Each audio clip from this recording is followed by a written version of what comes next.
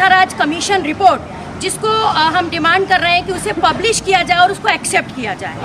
मुस्लिम reservation वापस करना होगा।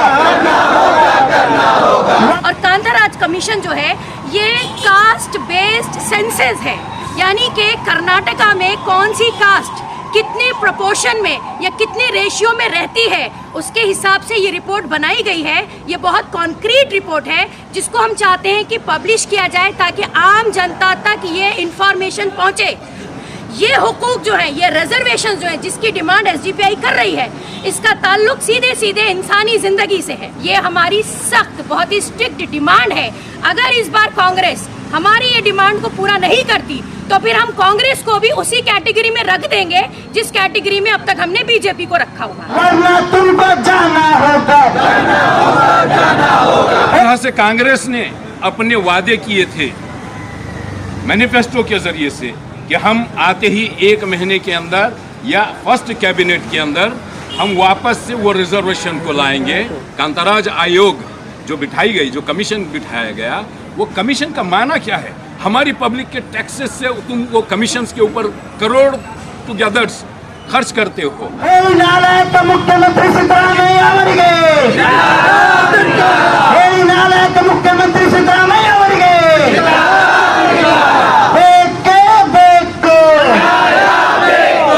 वो नाफिज करेंगे वापस से, तो वो उसके बारे में बात क्यों नहीं कर रहे हैं? तो वो यही बात को दोहराए कि हम लोगों को ये डर है कि बीजेपी इसका गलत फायदा उठाएगी और हम लोगों को उसका नुकसान होगा। जिंदाबाद जिंदाबाद, वरना तुमको जाना होगा। सब लोग हाथ उठाकर प्लेकार्ड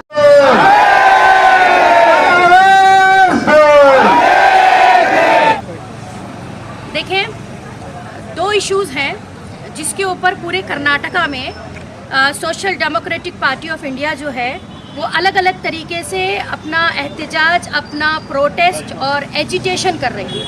हमने ट्विटर कैंपेन भी किया, हमने प्रोटेस्ट भी किए, हमने पोस्टर कैंपेन भी किया और हम हर जगह जगह अलग अलग एरिया में अपने धरना प्रदर्शन भी कर रहे हैं। मैं आपको बहुत ही प्रिसाइसली दोनों इश्यूज समझा देती हूँ।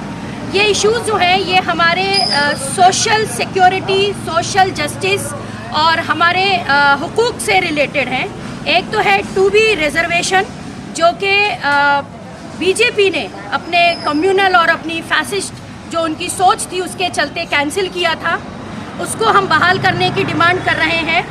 दूसरा है कांताराज कमीशन रिपोर्ट, जिसको हम डिमांड कर रहे हैं कि उसे पब्लिश किया जाए और उसको एक्सेप्ट किया जाए। ठीक है, ये दोनों भी इश्यूज जो हैं, 2B रिजर्वेशन जिसको हम कह रहे हैं कि 4% से 8% करना चाहिए, और कांताराज कमीशन जो है ये कास्ट बेस्ड सेंसस है, यानी कि कर्नाटका में कौन सी कास्ट कितने प्रोपोर्शन में या कितने रेशियो में रहती है उसके हिसाब से ये रिपोर्ट बनाई गई है। ये बहुत कॉन्क्रीट रिपोर्ट है जिसको हम चाहते हैं कि पब्लिश किया जाए ताकि आम जनता तक ये इंफॉर्मेशन पहुंचे और उसके बाद इस रिपोर्ट को एक्सेप्ट किया जाए। क्योंकि इस रिपोर्ट को अगर एक्सेप्ट किया जाएगा तो कर्नाटका में जो अलग अलग कास्ट के और माइनॉरिटीज़ के लोग रहते हैं उनको उनके रिजर्वेशंस या उनके हुकूक देने में बहुत आसानी हो जाएगी।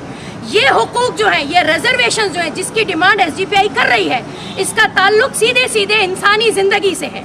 हम जिस तरीके से इस एक स्टेट में रह रहे हैं और जो इस बार हम लोगों ने अपना सपोर्ट, या पूरे कर्नाटका ने जो अपना सपोर्ट ही नहीं बल्कि उन्होंने अपना पूरा यकीन जो है या फेथ जो है वो कांग्रेस पार्टी में दिखाया और कांग्रेस पार्टी को वापस पावर में लेकर आए, उसकी वजह यही थी कि जितनी बीजेपी के टाइम पे हम लोगों के साथ नाइंसाफियाँ हुई हैं, उन नाइंसाफियों को आके ये वापस से जिसे कहते हैं कि इंसाफ में बदलेंगे। तो यहाँ पे जो आज एहतजाज है, यहाँ पे हमारा जो धरना प्रदर्शन है जो हम पूरे कर्नाटका में कर रहे हैं, ये हमारी सख्त, बहुत ही स्ट्रिक्ट डिमांड है। अगर इस बार कांग्रेस हमारी ये डिमांड को पूरा नहीं करती तो फिर हम कांग्रेस को भी उसी कैटेगरी में रख देंगे जिस कैटेगरी में अब तक हमने बीजेपी को रखा हुआ है, क्योंकि ये इस वक्त हमारे इंसाफ और नाइंसाफी की सबसे बड़ी लड़ाई है।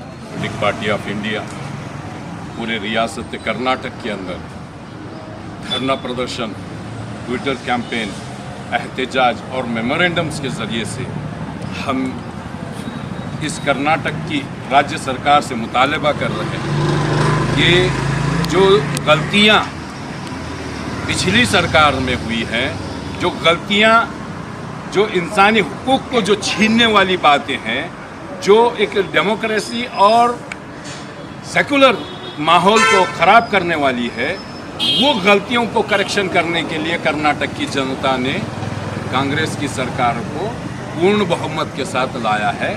मैं जनता का बहुत ही आभारी हूं। लेकिन जिस तरह से कांग्रेस ने अपने वादे किए थे मैनिफेस्टो के ज़रिए से कि हम आते ही 1 महीने के अंदर या फर्स्ट कैबिनेट के अंदर हम वापस से वो रिजर्वेशन को लाएंगे, और जो कांताराज आयोग सरकार, जो कांग्रेस की सरकार के पीरियड में 2014 में कांताराज आयोग जो बिठाई गई, जो कमीशन बिठाया गया, वो कमीशन का मायना क्या है? हमारी पब्लिक के टैक्सेस से तुम वो कमीशंस के ऊपर करोड़ टुगेदर्स खर्च करते हो, हाँ, और वो खर्च करने के बाद इम्प्लीमेंट नहीं करते, एक्सेप्ट नहीं करते और उसको पब्लिसाइज नहीं करते। इसका मतलब ये है कि ये सरकारें जो भी बन रही है, मैं स्पेशली कांग्रेस सरकार को ये बात जताना चाहता हूँ कि आप इस तरह का दोगलापन छोड़ करके आप अपनी जिम्मेदारी, जिसको हम इस मुल्क का सेकुलर चैंपियन और इस डेमोक्रेसी को अच्छा रन करने वाला चैंपियन समझते थे,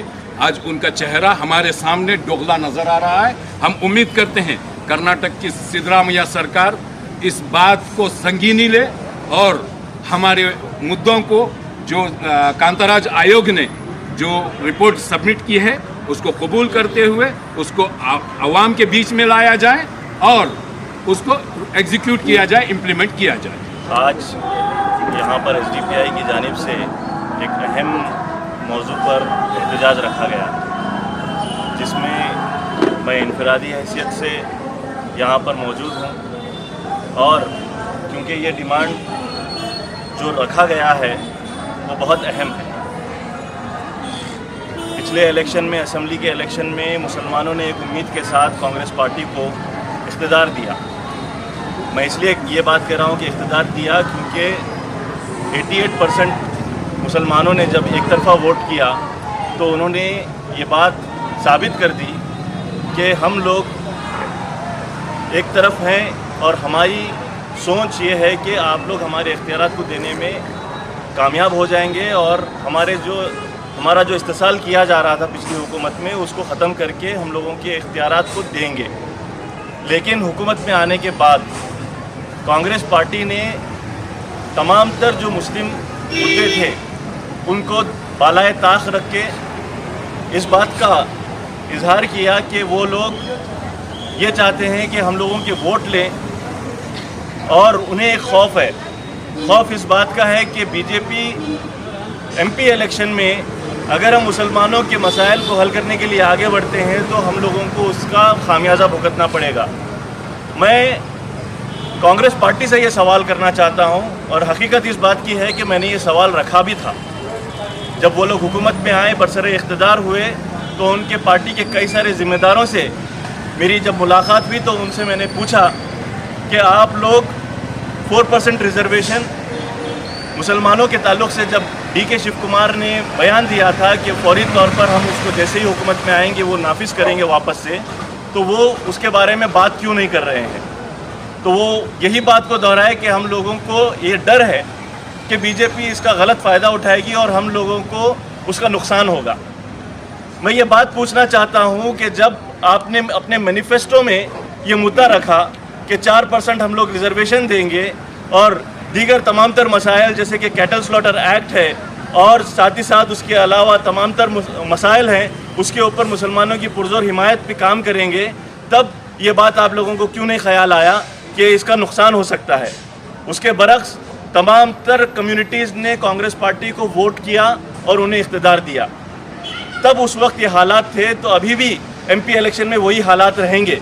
इस बात की सोच क्यों नहीं पैदा होती है कांग्रेस पार्टी में?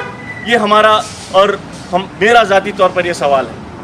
मैं यहाँ पर कांताराज कमीशन की जो रिपोर्ट है उसको भी मंजर आम करने के लिए जो मुतालबा रखा गया है उसके पुरजोर हिमायत करता हूँ, क्योंकि जब उस रिपोर्ट का एक हिस्सा लीक हुआ था तो इस बात का इंकिशाफ हुआ था कि 17% मुसलमान इस रियासत में रह रहे हैं, कर्नाटक में रह रहे हैं। इसका मतलब ये हुआ कि ये जो डिमांड है जो अभी रखी जा रही है रिजर्वेशन के लिए कि उसको 8% करना चाहिए, हम लोगों ने तो ये कहा था कि उसे 10% तक करना चाहिए। लेकिन जब SDPI ये डिमांड रख रही है कि उसे 8% करना चाहिए तो हम उसके भी तायद में हैं। मैं ये कहता हूँ कि इस तरीके के जो रिजर्वेशन की डिमांड है वो उसी वक्त पूरी हो सकती है जब कांताराज कमीशन की रिपोर्ट पूरे तौर पर मंजर आम पर आएगी। ये दोनों मुद्दे मुसलमानों के लिए बहुत अहम है और इसके लिए हम लोगों को पुरजोर आवाज़ उठानी चाहिए। और मैं ये गुजारिश करता हूँ तमाम तर मुस्लिम तंजीमों से जो इस मुद्दे पर इत्तेफाक रखते हैं कि वो आगे आएँ, सामने आएँ और इस डिमांड के लिए SDPI का साथ भी दें। और अगर वो दूसरे प्लेटफॉर्म्स के ज़रिए भी आवाज़ उठाना चाहते हैं तो ज़रूर इस बात का आवाज़ उठाना चाहिए। कर्नाटका मुस्लिम पॉलिटिकल फोरम के सेक्रेटरी होने की हैसियत से मैं ये बात आपके सामने रखना चाहता हूँ कि हम लोग इंशाअल्लाह इसके ताल्लुक़ से ये दोनों डिमांड में पुरजोर आवाज़ उठाने के लिए कोशा हैं और इस ताल्लुक़ से हम लोग आने वाले दिनों में आवाज़ भी उठाएंगे और मुसलमानों के हुकूक़ के लिए लड़ने वाली हर तंजीम के साथ हम लोग शाना बशाना रहेंगे इंशाअल्लाह। शुक्रिया, अस्सलाम वालेकुम।